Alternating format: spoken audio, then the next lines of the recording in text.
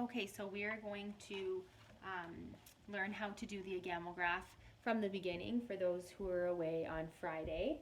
So you're going to grab your first big piece of paper, the largest size. Should look something like this. You're going to fold it right in half, making sure that each corner to corner is lined up properly, like so. Then you're going to get your piece of paper and you're going to fold it again vertically, like so. Again, making sure that the lines are, the edges are nicely folded together, lined up properly. Then you're going to refold it again vertically. Now I'm doing this pretty fast so that the video is not going to be too long, so make sure you're very cautious about the folds that you're making and they're straight and that they're meeting on the edges. And you're going to do it one more time, like so. This one's a bit harder to do, so it should look something like this. And when you open it, it should look something like this.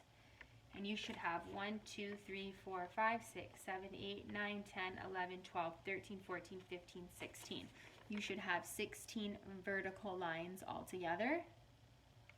Set that aside. Now you were asked to draw and color a religious Easter symbol and a spring symbol. Spring was more open-ended.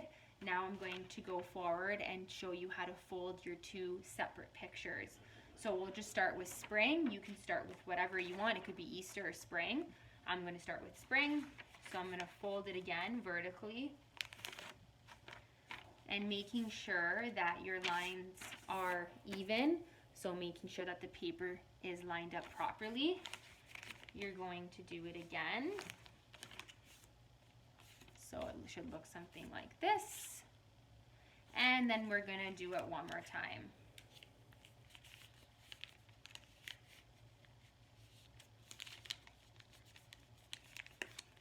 All right, making sure that those lines are nice and straight. Again, I'm doing this fairly quickly, and I'm hoping that you are pausing the video throughout to make those lines nice and straight. On the first picture, you should have 1, 2, 3, 4, 5, 6, 7, 8 lines all together. Set that aside. You're going to grab your other picture and do the exact same thing.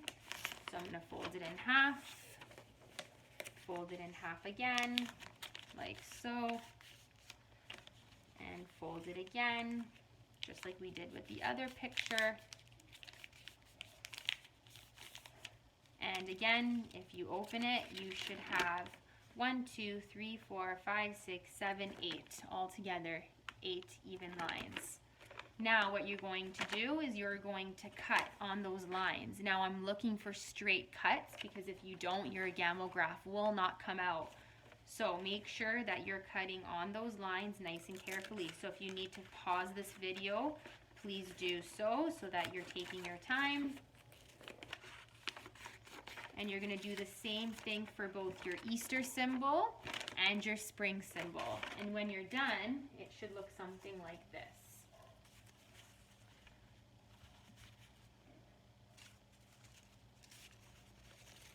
Now I've already cut this for you so that this video goes a lot faster. Okay, so now we have to make sure that before you glue, you need to make sure that this picture matches up. So for example, you might have to, after you cut, the picture pieces might have gotten mixed up. So I'm going to make sure that this is all lined up properly. Oh, that was at the beginning here. Okay, so this is ready to be glued. So what I'm going to do is I'm going to grab my first strip. I'm going to grab my glue stick and I'm going to glue the first fold here. And then I'm going to paste it. Again, I'm doing this fairly quickly so that the video is not too long.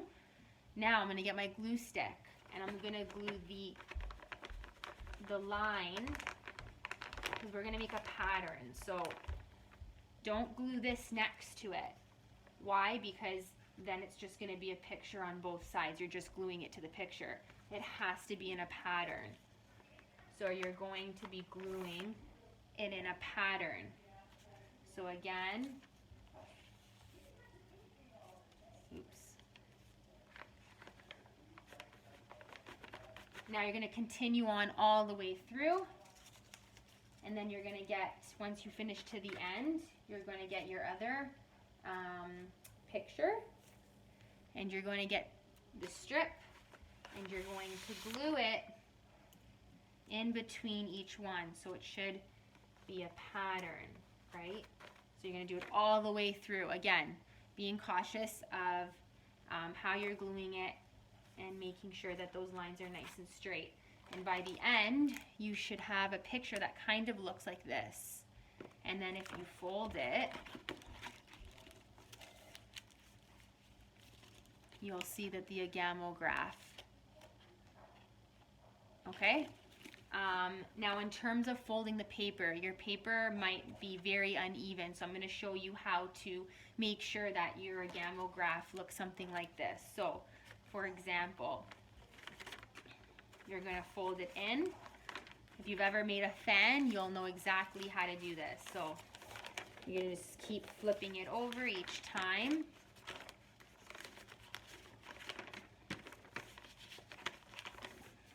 The folds might be on the opposite way, and that's okay. Just make sure that you keep going back and forth, back and forth.